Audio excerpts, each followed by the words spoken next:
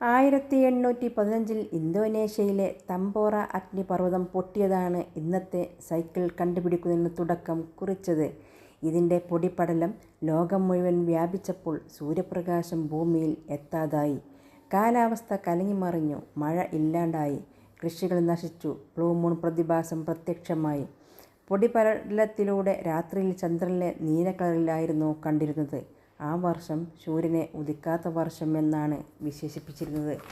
ഈ കാലാവസ്ഥാ വ്യതിയാനത്തിൽ മനുഷ്യർക്കും മൃഗങ്ങൾക്കും വളരെയധികം മരണം സംഭവിച്ചു. യൂറോപ്പിൽ പ്രധാനമായും അന്നത്തെ യാത്രാവാഹനം കുതിരയായിരുന്നു. യാത്ര ചെയ്യാൻ കുതിരകളെ കിട്ടാതെയായപ്പോൾ അവർ അതിനു പകരമായി എന്ത് ചെയ്യണമെന്ന് ആലോചിക്കാൻ തുടങ്ങി. ഒരാൾക്ക് കയറിയിരിക്കാൻ പാകത്തിൽ മരം കൊണ്ട് കുതിരയെപ്പോലെ ഒരു രൂപം ഉണ്ടാക്കിയിട്ട് കാലുകൾക്ക് പകരം മരത്തിൻ്റെ 2 ചക്രങ്ങളും ഉണ്ടാക്കി. കൈകൾ പിടിക്കുവാൻ ഒരു ഹാൻഡിലും പിടിപ്പിച്ചു. ബാലൻസ് ഇല്ലാത്തതുകൊണ്ട് കണ്ടുപിടുത്തം വിജയിച്ചില്ല. ഇതിൻ്റെ ചെറിയ പതിപ്പുകൾ കളിപ്പാട്ടമായി കുട്ടികൾ ഉപയോഗിക്കാൻ തുടങ്ങി. അതിന് അവർ ഒരു പേരും കൊടുത്തു: ഡാൻഡി ഹോയ്സ്. മരം കൊണ്ട് നിർമ്മിച്ച സൈക്കിളിൽ മുൻവശവും ഇരുവശത്തേക്കും തിരിക്കാൻ കഴിയില്ല എന്നതായിരുന്നു ഏറ്റവും വലിയ ന്യൂനത. 1817 ബാരോൺ കേൾബേൺ ഡ്രൈസ് എന്നൊരു ജർമ്മൻകാരൻ ഇതിനൊരു പരിഹാരം കണ്ടുപിടിച്ചു. മുൻവശവും ഹാൻഡിലും ഇരുവശങ്ങളിലേക്കും തിരിക്കുന്ന ഒരു മെക്കാനിസം അവതരിപ്പിച്ചു. ചവിട്ടാൻ പെഡലുകൾ ഇല്ലെങ്കിലും കുതിരപ്പുറത്ത് ഇരിക്കുന്ന പോലെ ഇരുന്ന് കാലുകൾ കൊണ്ട് നുഴഞ്ഞു പോകണം. ഇത് വിജയിച്ചു എന്ന് വേണം പറയാൻ. തുടർന്ന് ഇതിൻ്റെ നിരവധി പതിപ്പുകൾ ഇറങ്ങി. കുറേ വേഗത്തിൽ കാലുകൾ കൊണ്ട് തുഴയണം, എന്നിട്ട് കുറച്ചു നേരം സീറ്റിൽ കയറിയിരിക്കും. ഇത് തുടർന്നപ്പോൾ അവർ ഒരു പ്രത്യേക തരം ബാലൻസ് ആദ്യമായി പഠിച്ചു.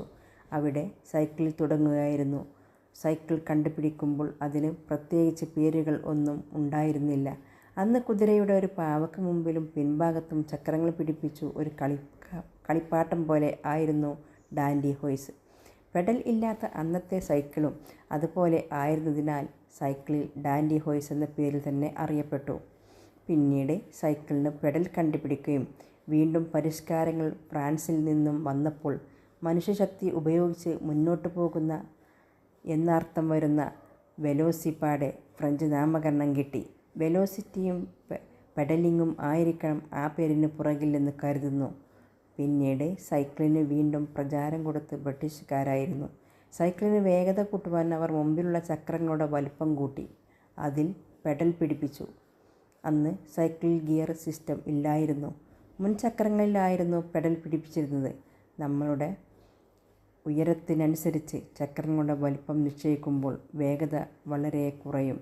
അപ്പോൾ വേഗത കൂട്ടാൻ മുൻചക്രങ്ങളുടെ വലിപ്പം കൂട്ടുകയാണ് ഏക മാർഗം.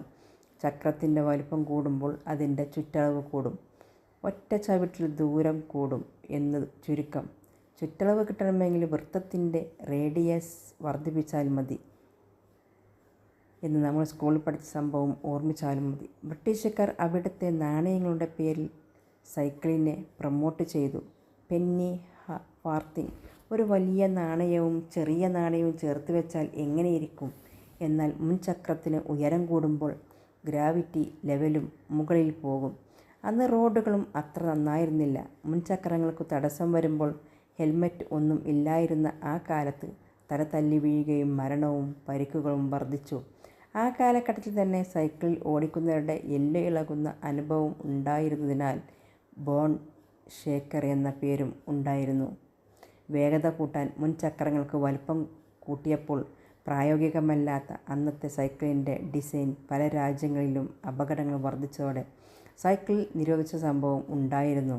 പിന്നീട് റബ്ബർ ടയർ കണ്ടുപിടിക്കുകയും ചെയിൻ ഉപയോഗിച്ച് പെഡലും പിൻചക്രവും കൂടി ബന്ധിപ്പിച്ചുള്ള മോഡേൺ സൈക്കിൾ ആവിഷ്കരിക്കുകയും മനുഷ്യരുടെ ആനുപാതികമായ ഉയരത്തിൽ വന്നപ്പോൾ അതിന് സേഫ്റ്റി സൈക്കിൾ എന്ന പേരും കിട്ടി.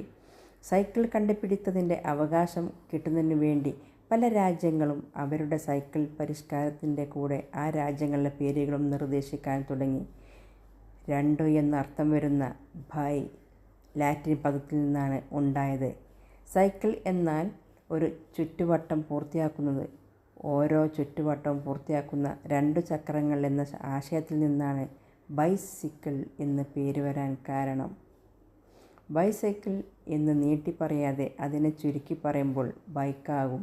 ബൈ യും സൈക്കിൾ എന്ന പദത്തിലെ ക അത് സി ആകാം, അല്ലെങ്കിൽ കെ. ലോക്കൽ എന്ന് പറയുമ്പോൾ ഉണ്ടാകുന്ന ക അതിൽ മോട്ടോർ പിടിപ്പിക്കുമ്പോൾ മോട്ടോർ ബൈക്ക് ആകും. അല്ലെങ്കിൽ മോട്ടോർ സൈക്കിൾ. മോട്ടോർ ബൈക്ക് പ്രചാരം കൂടിയപ്പോൾ സൈക്കിളിന് തേങ്ങക്ക് വില ഇടിയുന്നത് പോലെയായി. ചിലർ മോട്ടോർ ബൈക്കിനെ വീണ്ടും ചുരുക്കി ബൈക്ക് എന്ന് വിളിക്കാൻ തുടങ്ങി. അതോടെ ടോട്ടൽ കൺഫ്യൂഷൻ ആയി. നമ്മുടെ നാട്ടിൽ ആദ്യം സൈക്കിൾ വന്നപ്പോൾ അതിനെ ചവിട്ടുവണ്ടി എന്ന പേരിൽ ആണ് അറിഞ്ഞിരുന്നത്. പിന്നീട് നമുക്ക് പരിഷ്കാരം വന്നപ്പോൾ നമ്മൾ ആ പേര് മുക്കി. പ്രാഞ്ചിയേട്ടൻ എന്ന സിനിമയിൽ മമ്മൂട്ടി പുണ്യാളിനോട് പറയുന്ന ഡയലോഗ് ഓർമ്മ വരുന്നു.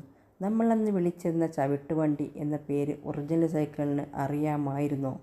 ഇനി നിങ്ങൾ തന്നെ പറയണം സൈക്കിളിനെ എന്ത് പേര് വിളിക്കണമെന്ന്.